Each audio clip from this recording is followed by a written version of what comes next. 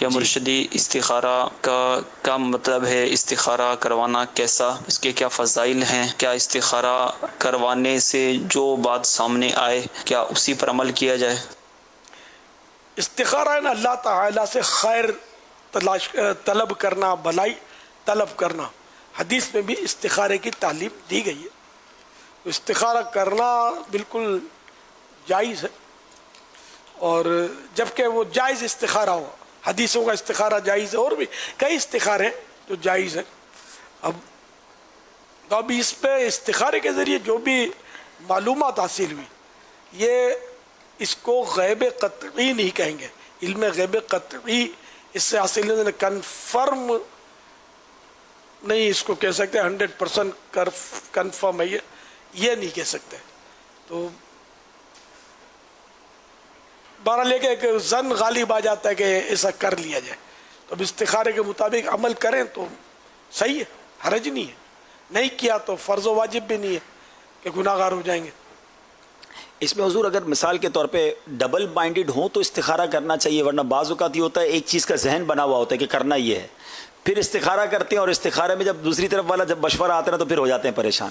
تو بہتر یہ کہ جب آپ کو یہ ہو کہ کروں یا نہ کروں، پھر استخارہ کریں تو پھر اس طرف چل پڑنا آسان ہوتا ہے، ورنہ پہلے سے ایک ذہن بنا ہوا ہوتا ہے، پھر استخارہ کرتے ہیں تو بڑی پھر ڈیفیکلٹی میں آ جاتے ہیں، پھر 4 جگہ سے کرواتے ہیں. جہاں کرنا ہوتا ہے وہاں تھوڑی کرتے ہیں. اب جیسے کہ تجارت میں یہ کاروبار کروں گا وہ کاروبار کروں، اس میں بہت کم ہی ہوگا کوئی استخارہ کرتا ہوگا.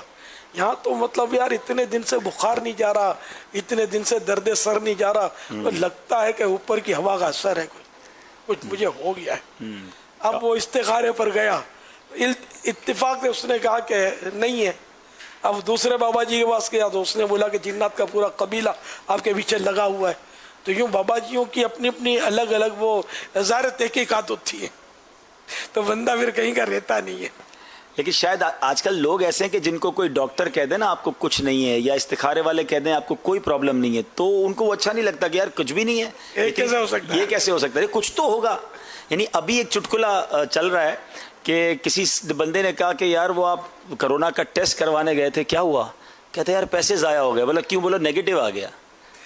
لا الہ الا اللہ. آپ دیکھیں گے تو اللہ کا شکر ادا کرو، کیا پازیٹو ڈھونڈنے گئے تھے ٹیسٹ کرانے کے لیے. لا الہ الا اللہ. تو یہ عجیب عجیب تھنکنگ ہے کہ جناب کچھ ہو تو لگتا ہے ڈاکٹر ٹھیک ہے، وہ جو عالم صاحب ہیں یا عامل صاحب ہیں وہ ٹھیک ہے. اگر بابا جی کے پاس جائے نا، اور اگر وہ دیکھ داکھ کے اگر وہ صحیح آدمی اور کہہ دے گا آپ کو ہے نہیں کچھ، خالی آپ کو وہم ہو گیا، ایسے ہی تو بولیں گے بابا جی کو کچھ آتا ہی نہیں ہے.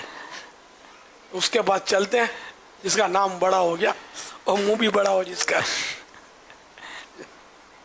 ہو. اگر وہ اثرات بھی ہیں اور جادو بھی ہے آپ پر، کالا جادو ہے ہاں، تو یار یہ بہت جانتا ہے یار، واقعی مجھے تو یوں بھی ہوتا ہے، یوں بھی ہوتا ہے، یوں بھی ہوتا ہے. 4 چیز بتاتے بھی ہیں تم کو، رات کو یوں ہوتا ہے، دن کو یوں ہوتا ہے، تو ویسا کچھ نہ کچھ تو ہو ہی رہا ہوتا ہے. تو بس یہ ہے حالات سے.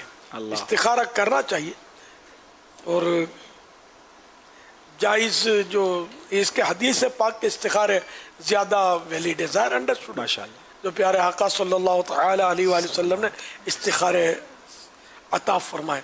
اب جو شریعت کے معاملات ہیں اس میں استخارے نہیں ہوتے. اس پہ استخارہ نہیں ہو سکتا کہ میں یہ 5 نماز پڑھوں یا 4 نماز پڑھوں روز کی. وہ تو ہی فرض 5 ہی پڑھنی ہے، ایک رعایت ہے ہی نہیں. اگر 4 آ بھی گیا استخارے میں تب بھی اس پر عمل کر، بلکہ استخارہ کرنا ہی اس کا خطرناک ہے کہ 5 فرض ہونے میں شک ہے، جب بھی استخارہ کر رہا ہے. یا اسی طرح جو شرعی مسائل ہیں کہ جن کا پتہ ہے کہ بھئی یہ حلال ہے یا حرام ہے، یا اور بہت ساری باتیں ہوتی جن کا ویسے ہی پتہ ہوتا ہے، ان کے استخارے کی کوئی مطلب ضرورت نہیں ہے. یہ کیا ہوتا ہے کہ 2-3 جگہ سے استخارہ کرایا اور سب کا جواب کبھی کبھی الگ آتا ہے؟ اور بھئی وہ الگ الگ ڈاکٹر کی بھی تحقیق ہوتی ہے نا. ایک فزیشین کے پاس جاؤ گے وہ آپ کو گولیاں دے گا، سمجھے، اور وہ کیا بولتے ہیں اس کو، سرجن کے پاس جاؤ گے وہ چھریاں دکھائے گا. ہر ایک کا اپنا طریقہ علاج ہے، اور ایک کی اپنی حکیم کے پاس الگ دوائی ملتی ہے. یہ جی حکیم صاحب وہ اپنا نظام ہے ان کا. تو اسی طرح اب کورونا کا بھی تو ہو رہا ہے نا. ایک لیبورٹری میں جائے گا تو पॉजिटिव आ गया, ऐसा होता है। आप फिर जाएगा दूसरी लेबोरेटरी पर और नेगेटिव करके आपको दे देगा, जाओ मौज करो। ये भी हो रहा है। अल्लाह अकबर।